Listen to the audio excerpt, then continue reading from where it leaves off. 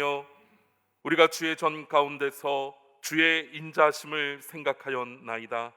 하나님이여, 주의 이름과 같이 찬송도 땅끝까지 미쳤으며 주의 오른손에는 정의가 충만하였나이다. 내 삶의 주인이 되시는 하나님 아버지, 저희들은 들풀과 같은 나약하고 유한한 인생인데 하나님의 무한하신 사랑과 권능으로 한 주간을 지켜주셨나이다. 하나님이 동행하셨기에 지난 한 주간 저희들의 삶은 아름답고 가치가 있었습니다. 이처럼 우리 인생을 아름답게 만들어주시는 고마우신 하나님께 저희들이 주일 예배로 영광을 올려드립니다. 이전보다 더욱 뜨겁게 하나님을 사랑하며 하나님만 의지하면서 예배드리게 하여 주옵소서. 살아계셔서 우리와 늘 함께 하시는 예수님의 이름으로 기원하옵나이다. 아멘.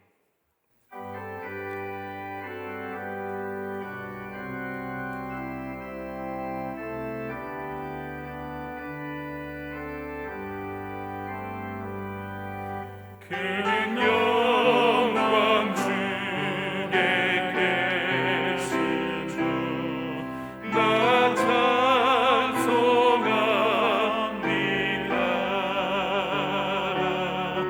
영원히 계신 주 이름 나 찬송합니다.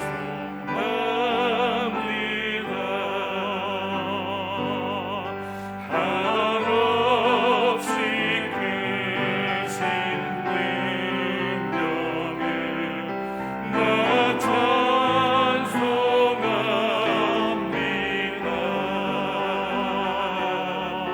참되고 기쁜 그 언약 나 찬송합니다. 온 천지 창조하시던 그 말씀 힘이소 영원히 변치 않는 줄 나 믿사옵니다.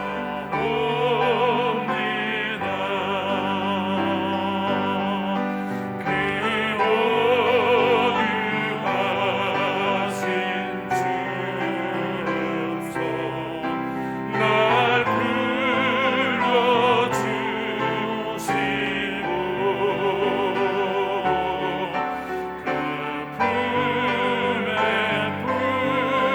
그 품에 품어주시니 나 찬송합니다.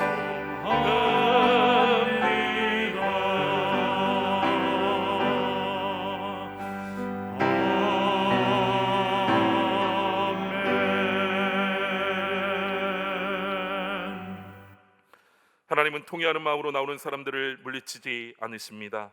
이제 우리 모두 함께 진정으로 우리들이 저지른 죄를 뉘우치고 고백합시다. 사랑으로 죄인을 품어주시는 하나님 아버지, 구원받은 우리에게 가르쳐 주시기를 음행과 더러운 것과 호색과 우상숭배와 주술과 원수 맺는 것과 분쟁과 시기와 분냉과 당 짓는 것은 육체의 더러운 것이요 또 그 같은 일을 행하는 자는 하나님의 나라를 유업으로 받을 수 없다고 하셨습니다.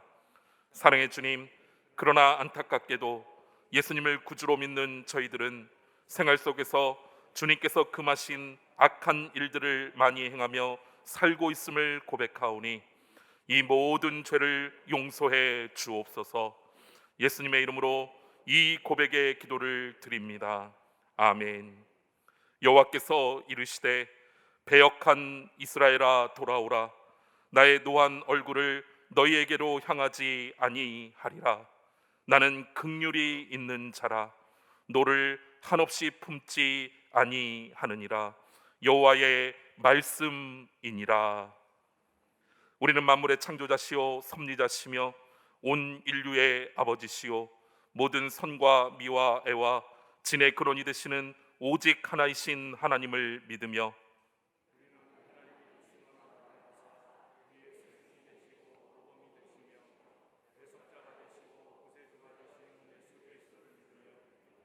우리는 하나님이 우리와 같이 계시사 우리의 지도와 위안과 힘이 되시는 성령을 믿으며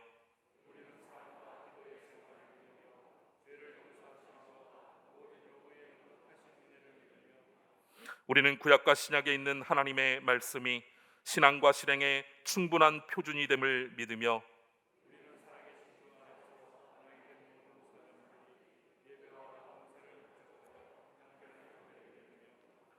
우리는 하나님의 뜻이 실현된 인류 사회가 천국임을 믿으며 하나님 아버지 앞에 모든 사람이 형제됨을 믿으며 아멘.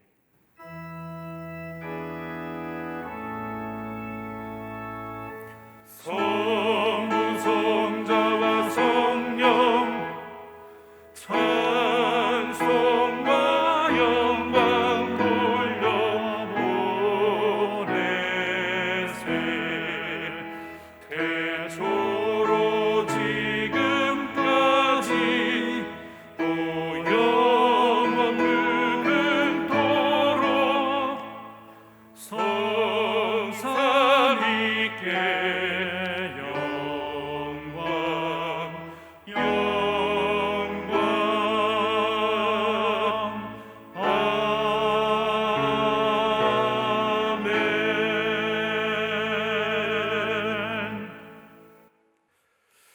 만물이 시절을 따라 사기 돋고 성장을 거듭하다 마침내 성숙의 빛으로 물들어가는 결실의 계절을 마주하며 세상의 많은 혼돈과 소란함 속에서도 한 걸음 한 걸음 묵묵히 섭리를 따라 역사해 나가시는 하나님의 높고 위대하심을 찬양합니다.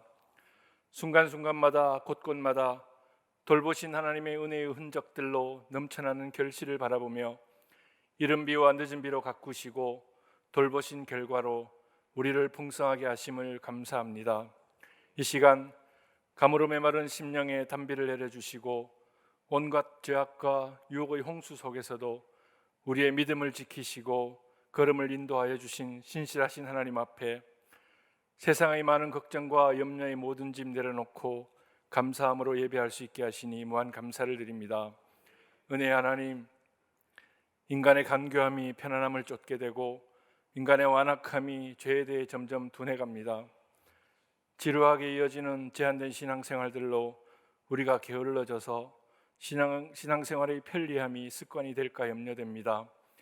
이 광야와 같은 고난의 시간을 지나며 우리가 그동안 처음 마음을 잊어버리고 하나님을 떠나 관역을 벗어난 화살과 같은 인생이었다면 돌이켜 관성으로 달려왔던 믿음의 푯대를 점검하고 회복하여 이 광야의 길 끝에는 예전의 모습이 아닌 하나님이 원하시는 하나님의 자녀로서의 합당한 모습으로 서게 하여 주옵소서. 이 광야의 모든 여정이 우리를 향한 하나님의 사랑이었음을 확인하는 은총의 시절로 기억되게 하여 주시옵소서. 자비하신 하나님, 당리당략이 이 어떠한 가치보다 앞서고 정의와 도덕이 권위를 잃고 정쟁의 극단으로 치닫는 혼미한 이 나라를 긍휼히 여겨 주옵소서.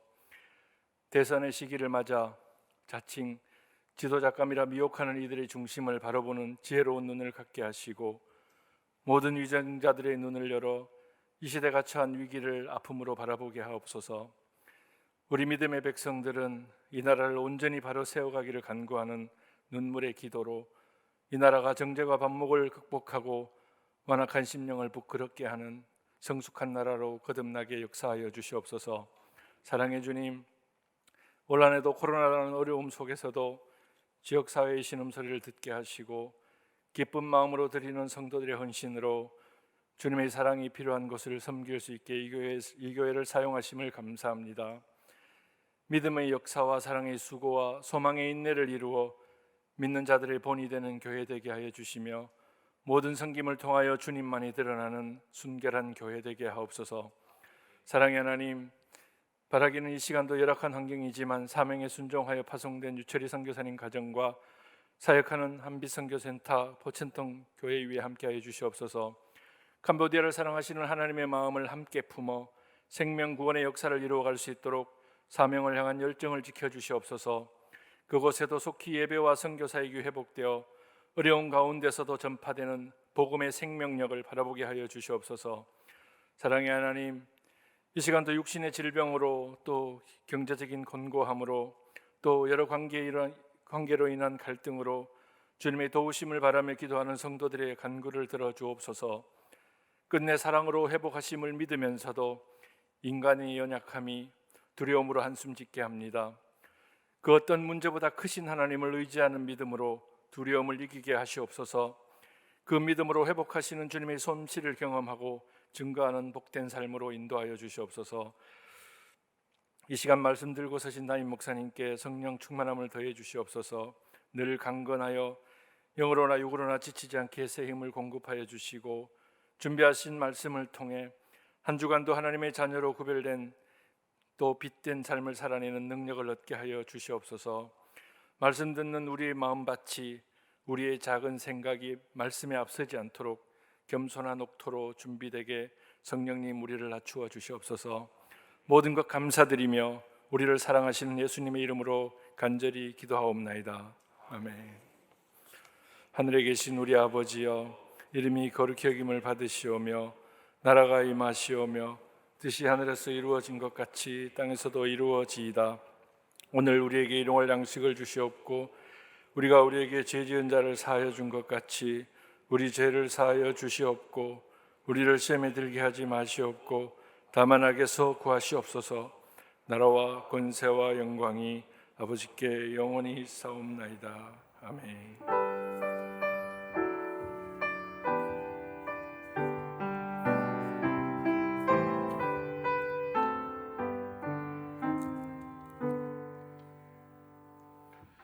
오늘 이 시간으로 계신 하나님 말씀은 창세기 2장 18절에서 24절까지의 말씀입니다. 창세기 2장 18절에서 24절까지의 말씀입니다. 구약 성경 3쪽에 있습니다. 여호와 하나님이 이르시되 사람이 혼자 사는 것이 좋지 아니하니 내가 그를 위하여 돕는 배필을 지으리라 하시니라. 여호와 하나님이 흙으로 각종 들 짐승과 공중에 각종 새를 지으시고 아담이 무엇이라고 부르나 보시려고 그것들을 그에게로 이끌어 가시니 아담이 각 생물을 부르는 것이 곧 그 이름이 되었더라. 아담이 모든 가축과 공중의 새와 들의 모든 짐승에게 이름을 주니라. 아담이 돕는 배필이 없으므로 여호와 하나님이 아담을 깊이 잠들게 하시니 잠들매 그가 그 갈빗대 하나를 취하고 살로 대신 채우시고 여호와 하나님이 아담에게서 취하신 그 갈빗대로 여자를 만드시고 그를 아담에게로 이끌어 오시니 아담이 이르되 이는 내 뼈 중에 뼈요 살 중에 살이라. 이것을 남자에게서 취하였은즉 여자라 부리리라 하니라. 이러므로 남자가 부모를 떠나 그의 아내와 합하여 둘이 한 몸을 이룰지로다. 아멘.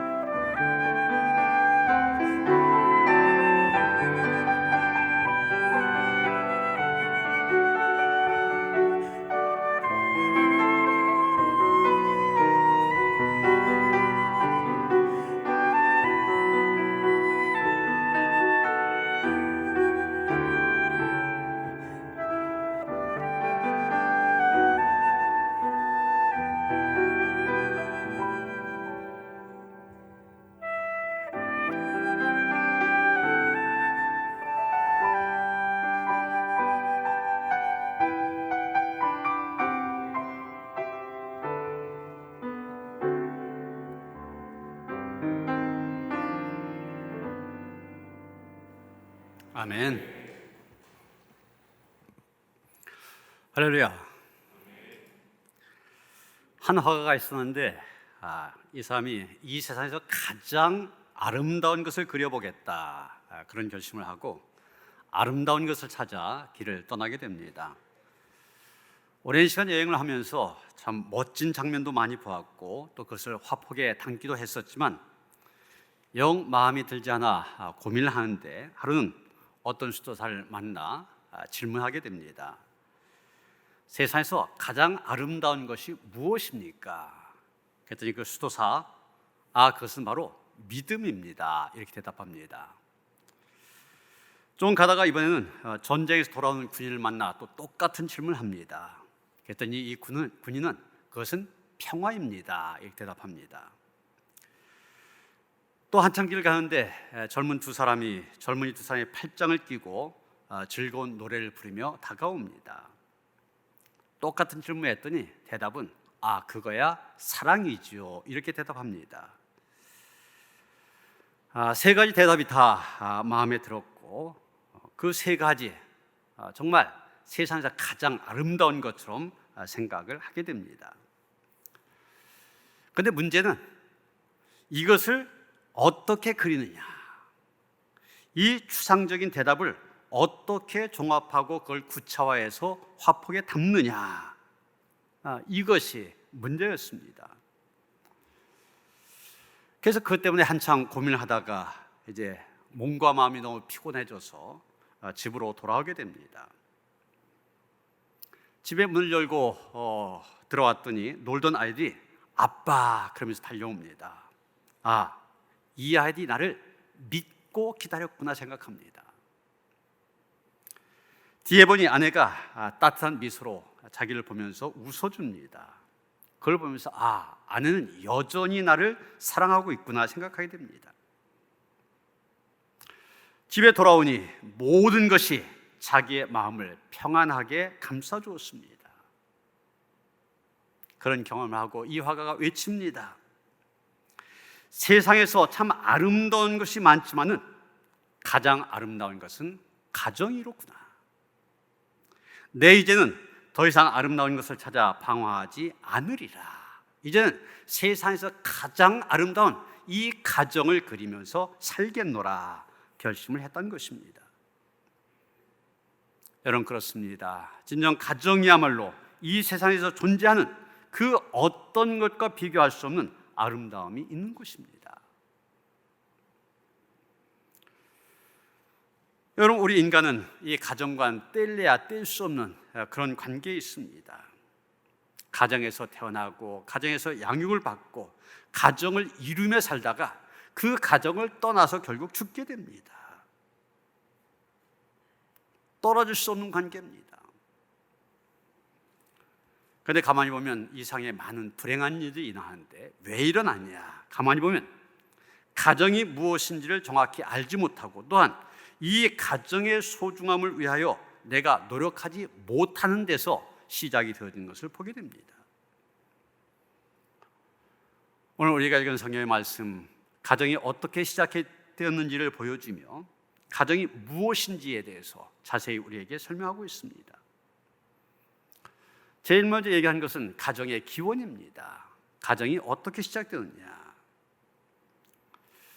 사실 가정이 언제부터 시작되었을까?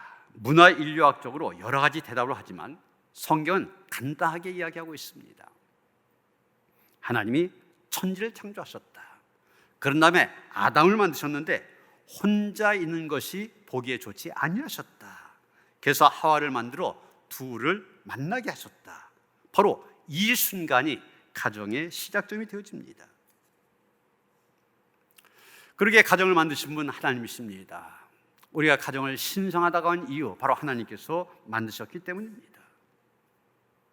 한 남자와 한 여자가 만나서 서로 사랑해서 자기들이 만들어가는 인간의 작품이 가정이 아니라 하나님의 작품이 가정입니다. 시간적으로 볼 때도 창조의 맨 끝에 이루어진 것이 가정입니다. 그러기에 가정은 하나님의 창조의 역사의 절정이다, 피크다 말할 수 있을 것입니다. 하나님의 최고의 걸작품이 바로 가정이 되어준 것입니다. 우리는 두 사람이 서로 결혼할 때 그때 가정이 이루어지는 것이 아니라 결혼한 그 순간에 하나님으로부터 가정을 선물로 받는 것임을 우리는 알아야만 되는 것입니다. 그런데 요즘에 젊은이들 가운데 소위 비혼주의자들이 늘어가고 있습니다. 초라한 기혼보다는 화려한 싱글이 낫다 이렇게 주장하면서 결혼을 하지 않으려고 하는 젊은이들이 점점 많아지고 있습니다. 통계청에서 2020년 인구주택 총 조사한 것을 발표했는데 지난해 30대 인구가 662만 7,045명이랍니다. 30대. 그런데 그 중에 미혼이 얼마냐? 281만 5,227명. 무려 30대의 42.5%가 미혼으로 그렇게 조사가 되어졌습니다. 이게 해마다 늘어가고 있는데 30대 미혼 인구의 30대 중에서 미혼 인구의 그 비중이 1990년까지만 해도 6.8%였습니다. 100명 중에 미혼은 7명밖에 안 됐었어요. 30대. 그런데 2000년도에 13.4%, 2010년도에 29.2%, 지난해 40%를 넘어선 겁니다. 무려 100명 중에 42명. 특히 남자들 30대 남성의 절반 정도가 결혼하지 않은 것으로 조사됐습니다. 30대 남성 미혼율이 50.8%, 5년 전만 해도 44.2%였는데 6.6% 늘어나서 절반이 넘어섰습니다.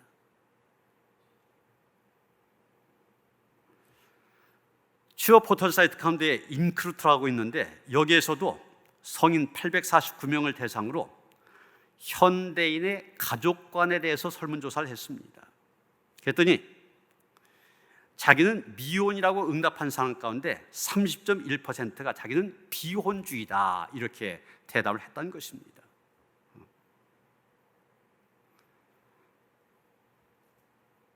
그러니까 10명 중 3명이 난 결혼하지 않고 살겠다 이렇게 대답을 했다는 겁니다.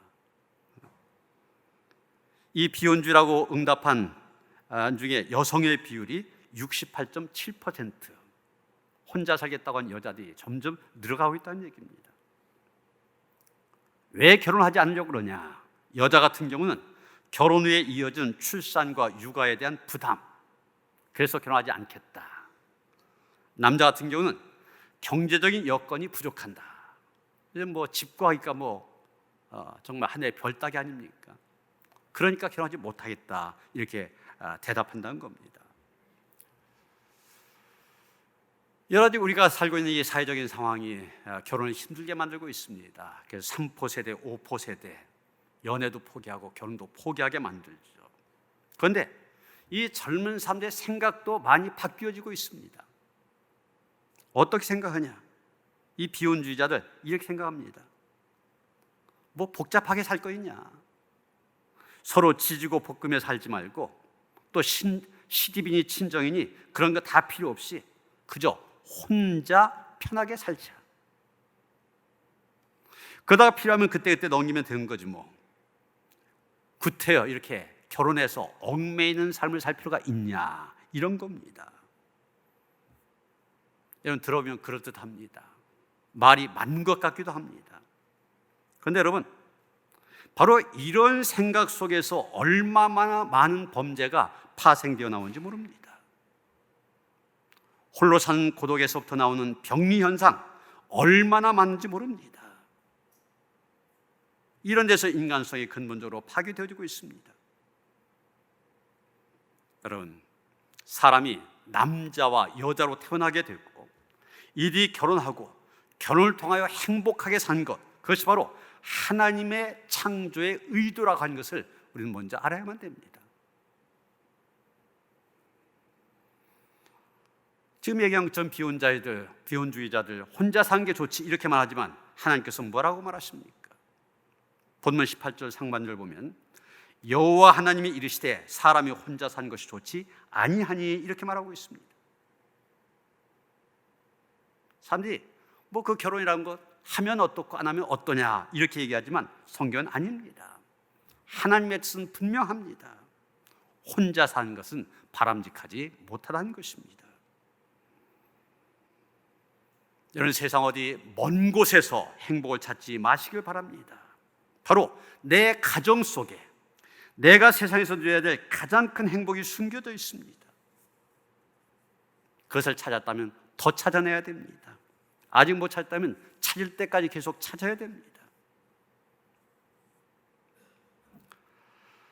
하나님께서 원래 의도하신 이런 행복한 가정을 이루게 하여 우리가 오늘 본문을 통하여 생각해야 될 몇 가지 원리들을 보게 됩니다. 첫 번째 원리는 가장 중요한 것은 뭐냐? 두 사람의, 남자와 여자, 결혼하기 위해서 만난 두 사람의 만남에 대한 고백이 새로워져야 한다는 것입니다. 21절 22절 말씀 봅니다. 여호와 하나님이 아담을 깊이 잠들게 하시니 잠들매 그가 그 갈빗대 하나를 취하고 살로 대신 채우시고 여호와 하나님이 아담에게서 취하신 그 갈빗대로 여자를 만드시고 그를 아담에게로 이끌어 오시니 이렇게 말하고 있습니다. 간단히 말하면 하나님께서 아담을 깊이 잠들게 하신 다음에 여자를 만드시고 그 여자를 아담 앞에 데려오셨다, 이런 얘기입니다. 여러분, 우리에게는 하나님께서 저 사람을 나에게 데려와 주셨다, 이 고백이 분명해야 됩니다. 내가 전혀 의식하지 못하고 있었는데 어느 날 눈을 떠보니 내가 사랑하고 싶은 사람이, 그 많고 많은 사람 중 그 한 사람이 내 앞에 와 있었다. 이 오묘한 만남의 신비를 성경은 시로 표현하기를 깊은 잠 속에서 자고 깨니 그 사람이 와 있었다, 이렇게 표현하고 있습니다. 보통 그런 질문을 많이 받지 않습니까? 저도 그런 질문 많이 받지만, 아니 두 분 어떻게 만나서 가정을 이루게 되셨습니까? 이런 질문 많이 받잖아요. 그러면 뭐 이렇게 저렇게 만나고 사랑을 해서 이렇게 살게 되었습니다, 이러면 얼마나 좋습니까? 꼭 삐딱하게 나가는 사람들이 있어요. 저 사람이 나를 하도 죽자 사자 쫓아다녀서 그 인생이 불쌍해서 결혼해 줬습니다, 이렇게 대답합니다. 나는 별로였는데 저 사람이 너무 좋아서 쫓아다녔다는 것이죠. 그런데 그 이면에는 어떤 의도가 들어있습니까? 내가 저 사람보다 좀 낫다는 것입니다. 그런데 여러분, 이런 마음 가지고는 절대로 행복하지 못합니다. 그런 말 농담으로라도 해서는 안 됩니다. 설령 사실 저 사람이 쫓아다녀서 결혼을 했다 할지라도 결혼했으면 그 시간부터는 그런 말 더 해서는 안 됩니다. 그런 마음 가져서도 안 됩니다. 하나님이 저분을 보내셔서 저분이 나에게 다가왔고 나는 달려가서 그 품에 안겼습니다, 이렇게 말하는 것이 신학적인 것이고 또 성경이 말하는 원리입니다. 어떻게 해서 만났고 어떻게 해서 서로 사랑하게 되었고 연애를 해서든지 중매를 해서든지 상관이 없습니다. 저 사람은 하나님이 나에게 데려와 준 사람이다, 내게 가장 잘 맞는 사람, 그래서 하나님께서 짝지어 주셨다, 이렇게 받아들여야 되는 것입니다. 이런 가수 노사연이 부른 만남이란 노래가 있지 않습니까? 그 가사를 보면 이렇게 시작합니다. 우리의 만남은 우연이 아니야. 맞는 얘기입니다. 그런데 여러분, 우연이 아니라면 어떻게 된 겁니까? 우리가 신앙적으로 얘기한다면 그건 우연이 아니라 하나님께서 내게로 데려오신 거란 얘기입니다. 그러게 계속 노래합니다. 돌아보지 마라, 후회하지 마라, 아 바보 같은 눈물 흘리지 말아라. 여러분, 하나님께서 저 사람을 나에게 데려오셨다, 바로 이 고백 위에 가정은 견고히 설 수 있게 된 것입니다. 그런데 가정이 파괴되어지고 결혼이 무너지는 이 시대의 불행, 이유가 무엇입니까? 배우자를 내가 골랐다고 생각하고 내가 선택했기 때문에 내가 버릴 수 있다, 이 생각에서 가정의 기초가 무너지게 된 것입니다. 그러나 그게 아닙니다. 하나님께 나에게 꼭 맞는 사람 하나님이 주신 것입니다. 다만 내가 받아들였을 뿐입니다. 또 한 가지 우리가 생각해야 될 것은, 내가 한 사람을 선택했다고 하는 것은 다른 모두를 버렸다는 뜻입니다. 어떤 사람 10번, 20번 선보는 사람도 있지 않습니까? 그 가운데 한 사람을 택했다, 다른 사람은 다 버렸다는 얘기죠. 그렇다면 다른 사람과 그 사람을 절대 비교해서는 안 됩니다. 사실 사람들의 마음속에는 남편과 다른 남자를 비교하고 아내와 다른 여자를 비교하면서 문제가 생깁니다. 내 마음속에서 그 비교의 대상을 지워야 됩니다. 내게 가장 맞는 사람 하나님께서 보내셔서 짝줄 주셨다. 우리는 그 안에서 행복할 수 있는 것입니다. 저도 제 아내를 중매로 만났습니다. 만나고 첫 번째 맞이한 생일에 생일 선물과 함께 카드를 써서 적었는데, 그 카드에 쓴 내용 가운데 본문 23절 한 구절이 들어있습니다. 이는 내 뼈 중에 뼈요 살 중에 살이라. 이 구절을 넣어서 이제 생일 축하 메시지를 썼었는데, 그 카드를 받고서 심쿵했다고 그러더라고요. 여러분, 부부 사이에 이보다 더 중요한 고백이 없습니다. 그러기에 이 고백 위에 세워진 가정, 건강한 가정이 되어진 것입니다. 살다 보니 나하고 맞는다 안 맞는다, 취미가 어떻고 성격이 어떻고 배운 게 어떻고 교양이 있네 없네, 말이 많이 있지만 더 이상의 조건은 없습니다. 이 사람은 하나님께서 내게 주신 분이다. 이거면 더 이상 필요한 것이 없는 것입니다. 이스라엘 속담에 신혼여행은 일주일이고 결혼은 한평생이다, 이런 말이 있습니다. 신혼여행의 뜨거운 정열, 또 뜨거운 사랑, 그거 평생 가는 것이 아닙니다. 잠깐 있으면 사라질 것들입니다. 그렇다면 오랜 세월 동안 결혼을 유지하게 하는 것이 무엇이냐?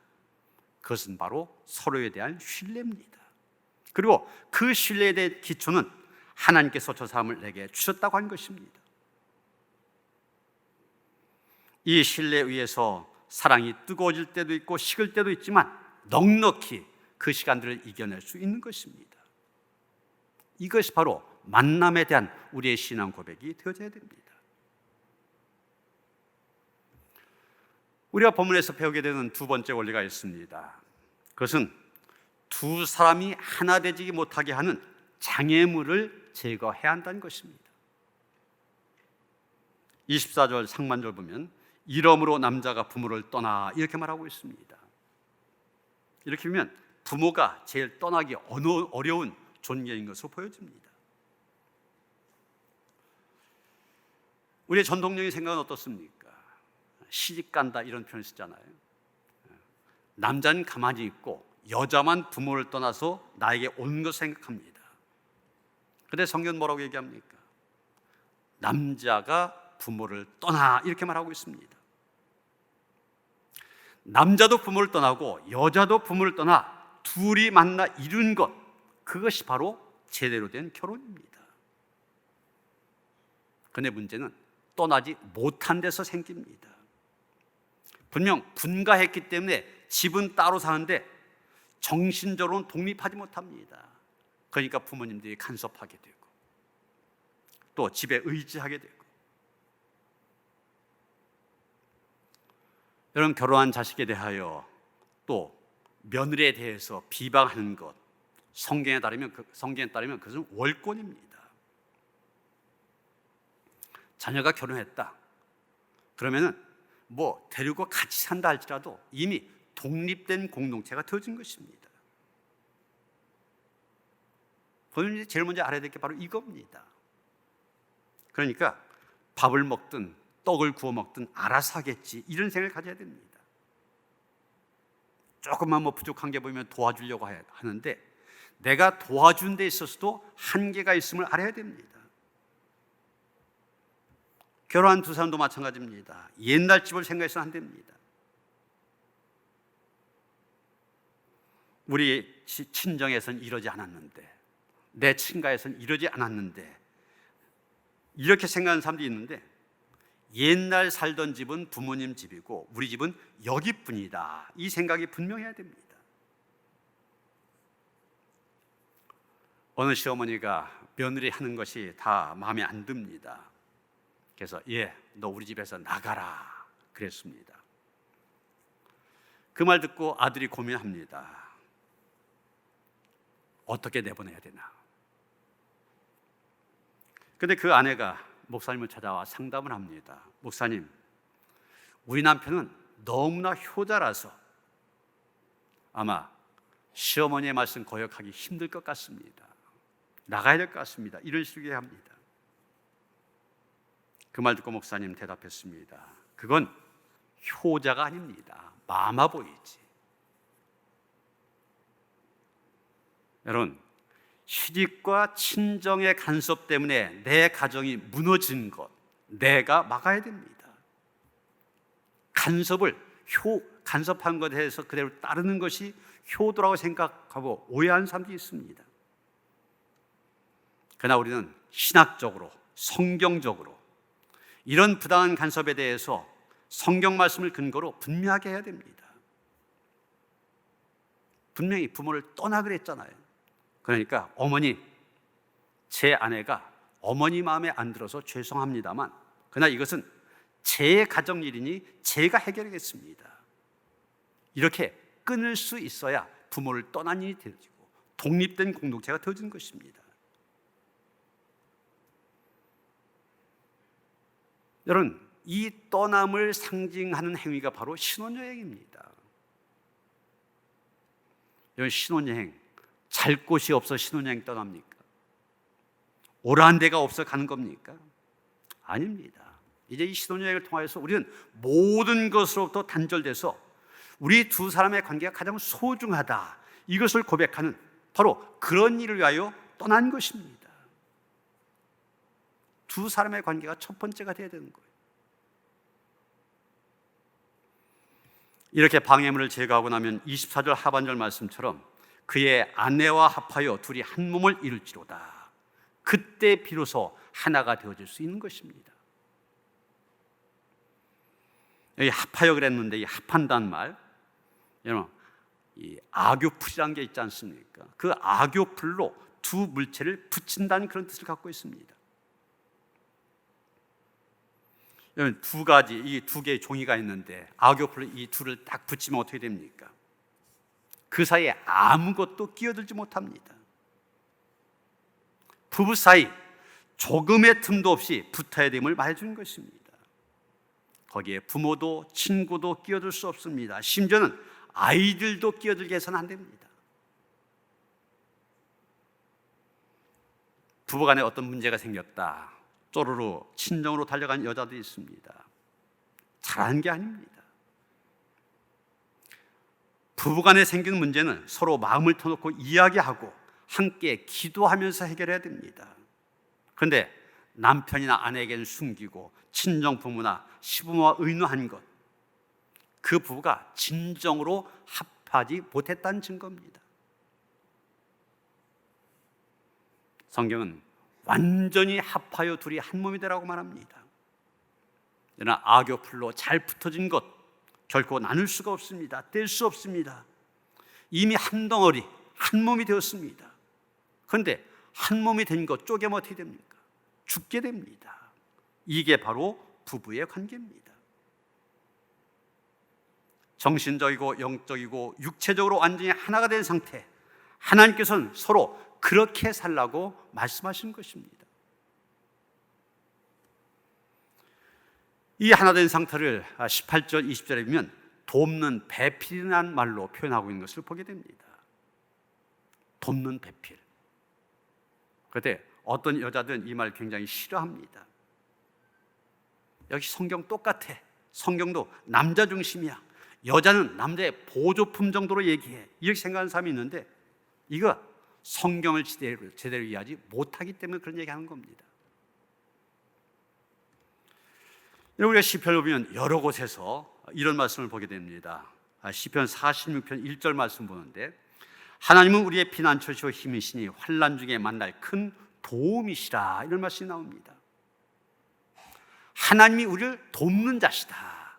여기뿐만 아니라 시편 여러 군데에서 나옵니다.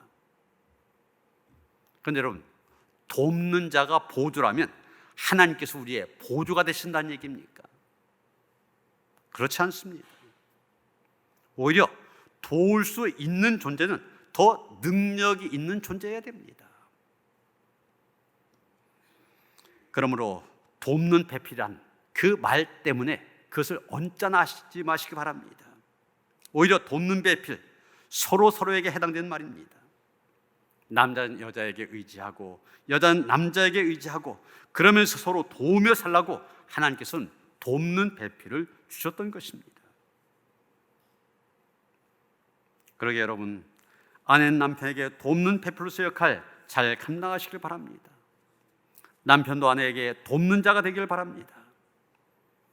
세상의 모든 삶이 다 원수가 되고 모두가 다 자신을 헐뜯고 비방하고 저주한다 할지라도 남편과 아내는 돕는 자가 되어야 됩니다. 이게 바로 성서의 원리입니다. 그래서 가정에서 남편과 아내가 서로 돕는 자가 될 때 행복해집니다. 성격적으로, 지식적으로, 사회적으로, 영적으로 부족한 부분을 보완해 주는 것이 부부입니다. 이게 바로 서로 돕는 배필이 되는 것입니다. 사랑하는 성도 여러분, 처음 시작하면서 화가의 이야기를 통해서 말씀드렸지만 가정이란 단어, 이 세상에서 가장 아름다운 말입니다. 경제적으로 잘 사는 사람이나 좀 힘들게 살아가는 사람 막론하고 자기 가정에서 행복을 찾는 사람 가장 행복한 사람입니다. 그래서 독일의 시인 괴테 이렇게 말하였습니다. 왕이나 백성을 막론하고 가정에서 행복을 찾는 사람이 가장 행복한 사람이다. 러시아의 문호 톨스토이도 그 비슷한 말 하였습니다. 가정에서 행복을 얻을 수 없다면 어디에서도 행복을 얻을 수는 없는 것이다. 영국의 유명한 시인 토마스 무어도 비슷한 말 하였습니다. 사람은 그가 필요한 것을 찾기 위하여 온 세상을 여행하다가 결국 집으로 돌아와 그것을 찾는다. 인간의 행복에 있어서 가정을 대신할 만한 것 없다는 것을 얘기하고 있습니다. 여러분, 우리의 행복을 위해 하나님께서 이 가정을 우리에게 선물로 주셨습니다. 또 오늘 말씀을 통하여 행복의 원리도 우리에게 가르쳐 주셨습니다. 우리 모두 이 말씀을 따라 살아감으로 우리 모든 믿음의 가정들 하나님이 주신 은혜와 축복, 행복으로 가득 차기를 주님의 이름으로 축원합니다. 우리의 행복을 하나님께서 귀한 가정을 세워주셨습니다. 특별히 우리 모두 믿음의 가정을 이루게 하신 것을 감사드립니다. 하나님께서 만드신 가정의 원리를 따라 살아감으로 모든 가정, 행복한 가정을 이룰 수 있게 하시고 그 안에서 모든 식구들이 행복을 누릴 뿐만 아니라 하나님께 영광을 돌리게 하시옵소서. 예수 그리스도의 이름 받들어 기도하여 싸움나이다. 아멘.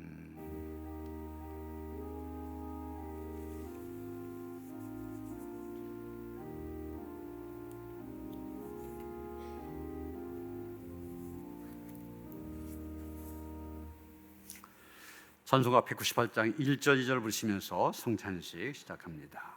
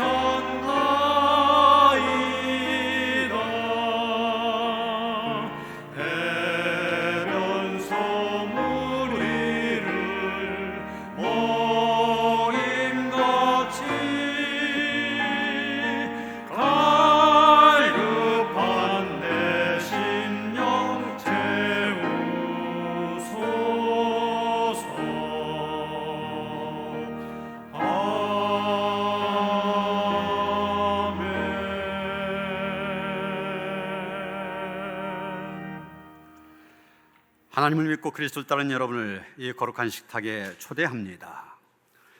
주님께서 여러분과 함께 하시길 빕니다. 여러분의 마음을 드높이십시오. 주님께 감사합시다. 전능하신 창조주 하나님, 언제나 주님께 감사함이 당연하고도 기쁜 일입니다. 저희를 하나님의 형상대로 창조하시어 주님의 영광을 드러내게 하셨습니다. 때로는 저희가 주님을 멀리 떠나도 주님은 언제나 저희를 사랑해 주셨습니다. 주님께서 몸소 몸을 내어주시던 밤 떡을 손에 드시고 감사기를 하신 다음 떼어서 제자들에게 주시며 말씀하셨습니다. 받아 먹으라. 이는 널 위하여 내어주는 나의 몸이니 먹을 때마다 나를 기억하여라. 식후에 주님께서는 잔을 드시고 감사기를 하신 후에 제자들에게 돌리시며 말씀하셨습니다. 이 잔을 마시라. 이는 죄사함을 얻게 하려고 많은 사람을 위하여 흘린 새 언약의 피니 이를 행할 때마다 나를 기념하여라.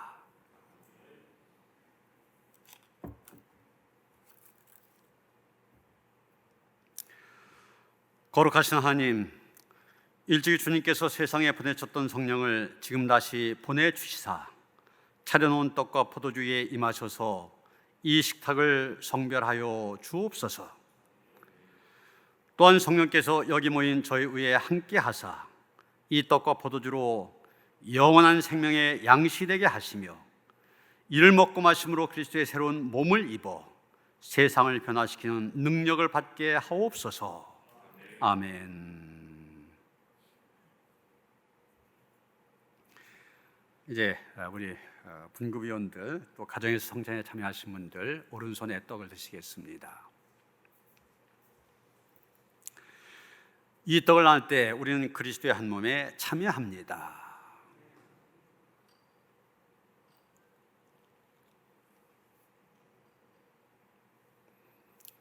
이제 잔을 드시겠습니다. 이 잔을 나눌 때에도 우리는 그리스도의 피에 동참합니다.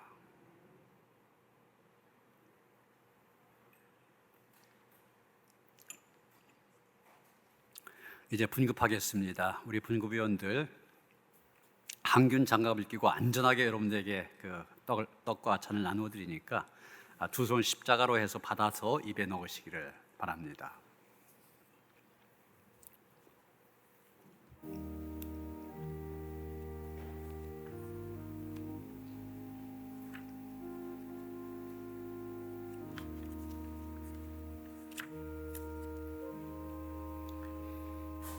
여러분을 주신 우리 주 예수 그리스도의 몸이 여러분을 영생에 이르도록 보호해 주십니다.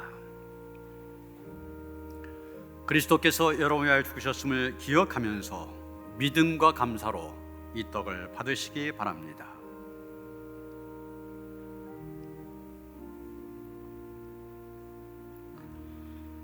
여러분을 위하여 흘리신 우리 주 예수 그리스도의 피가 여러분을 영생에 이르도록 보호해 주십니다. 그리스도께서 여러분을 위하여 흘리신 피를 기억하면서 믿음과 감사로 이 잔을 받으시기 바랍니다.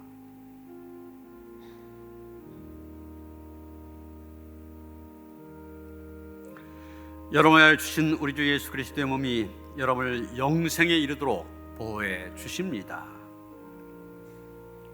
그리스도께서 여러분을 위하여 죽으셨음을 기억하면서 믿음과 감사로 이 떡을 받으시기 바랍니다.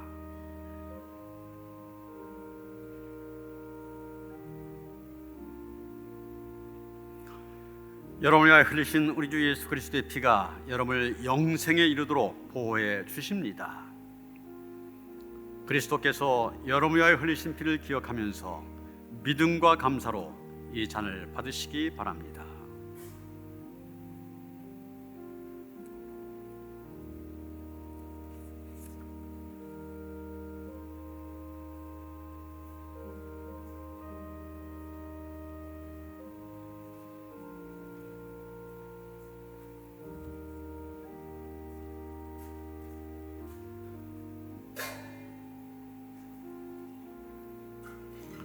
감사의 기도를 다 함께 드리시겠습니다. 저희에게 생명을 주신 하나님, 이 거룩한 신비에 감사하오며 성령의 능력 안에서 새 사람이 되어 하나님 나라가 이 땅 위에 임할 때까지 그리스도의 일꾼으로 살게 하옵소서. 저에게 성찬을 허락하신 예수 그리스도의 이름으로 기도합니다. 아멘. 다 함께 찬송가 436장, 구찬송가 493장입니다. 함께 찬송하시면서 하나님 앞에 봉헌하도록 하겠습니다.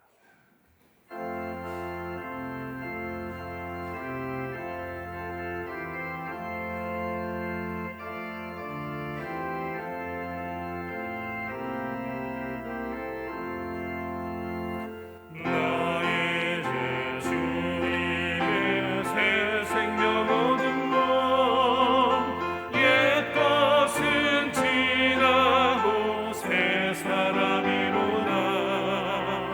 그 생명 내 맘에 강같이 흐르고 그 사랑 내게서 해같이 빛난다. 영생을 누리며 주 안에 살리라. 오늘도 내일도 주 함께 살리라. 주 안에 감추인 새 생명 얻으니 이전에 줬던 것 이제는 값없다. 하늘의 은혜와 평화를 갚으니 찬송과 기도로 주 함께 살리라. 영생을 누리며 주 안에 살리라. 오늘도 내일도 주 함께 살리라. 산천도 조목도 새 것이 되었고 죄인도 원수도 친구로 변한다. 새 생명 얻은 자 영생을 누리니 주님을 모신 맘 새 하늘이로다. 영생을 누리며 주 안에 살리라. 오늘도 내일도 주 함께 살리라. 주 따라 가는 길 험하고 멀어도 찬송을 부르며 뒤따라가리라. 나 주를 모시고 영원히 살리라. 날마다 섬기며 주 함께 살리라. 영생을 누리며 주 안에 살리라. 오늘도 내일도 주 함께 살리라.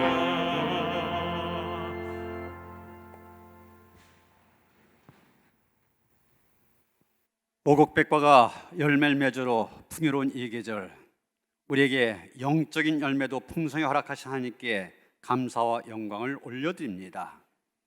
영혼이 잘된 같이 범사가 잘되고 강건함의 복을 누릴 수 있는 성도들 되게 하여 주시옵소서.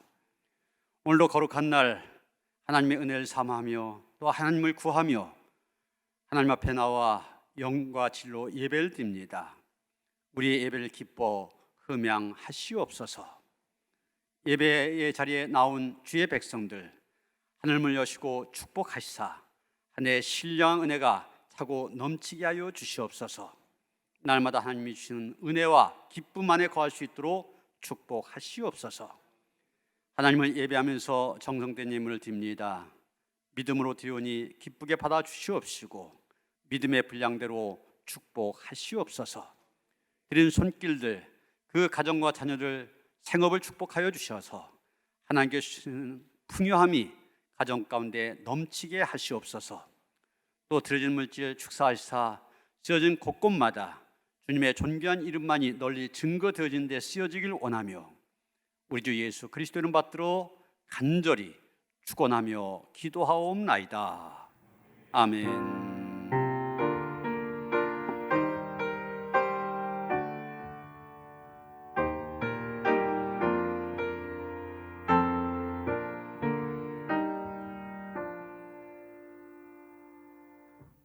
인사 나누시겠습니다. 주님 주신 평화가 함께 하시기 바랍니다. 서로 인사하시겠습니다.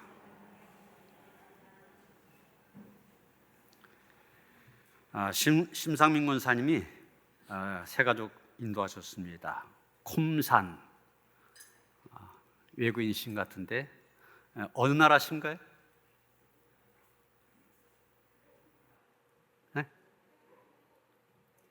태국? 예. 우리 환영한 노래 다 함께 부릅니다. 주의 사랑으로 환영합니다. 주의 사랑으로 환영합니다. 형제자매 안에서 주의 영광을 보내 주의 사랑으로 환영합니다. 예, 환영합니다. 환영합니다. 새가족실로 안내해 주시기 바랍니다. 사회적 거리두기가 지금 단계가 2주간 또 연장이 되어졌는데 이렇게 일반적인 면에서 여러 가지 완화된 조치가 나온 것 같습니다. 그러나 이 교회 종교 시설에 대해서는 똑같은 원칙이 적용이 되어지고 있습니다. 그래서 지금 상황에서 우리가 원하시는 대로 우리가 조심하면서 예배에 참여할 수 있습니다. 더욱더 적극적으로 예배한 일에 힘써 주시길 바랍니다. 교회에 나와서뿐만이 아니라 실시간 영상으로 이렇게 중계를 하니까 가정이나 다른 곳에서도 온라인으로 예배드리는 일 빠지지 않도록 하시길 바랍니다. 장로회 전국연합회 영성수련회가 6일부터 8일까지 있습니다. 소노호텔 앤 리조트에서 열리는데 거기에는 일부 임원들만 참석할 수 있고요. 온라인 집회를 동시에 합니다. 장로님들 온라인으로 참여하셔서 함께 은혜를 나누시길 바랍니다. 노정희 집사님 이사하셨습니다. 축하드립니다. 박효철 권사님의 모친, 또 구명숙 권사님 시어머니 되십니다. 또 최연구 집사님의 모친이며 장은경 권사님 시어머니 되신 분 두 가정 소천하셔서 지난 주간 장례를 모셨습니다. 주님의 위로가 함께 하시기를 바랍니다. 다녀하셔서 604장 찬송하시겠습니다.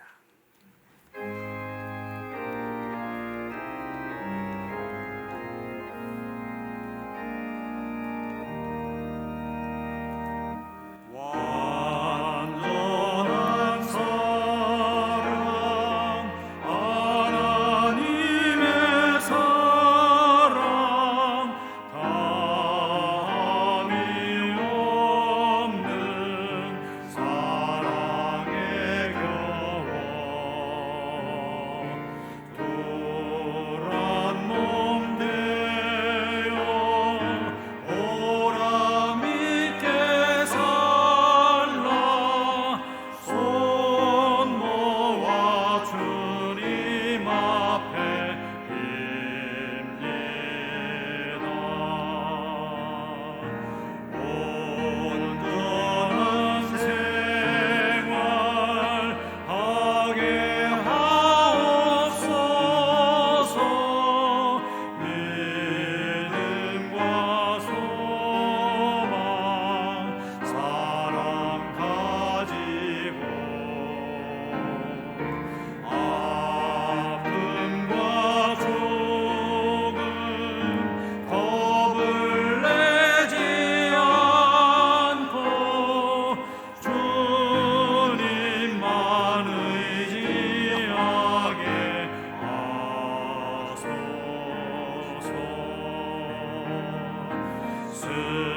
슬픔을 이길 기쁨 주시옵고 다툼을 없앨 평강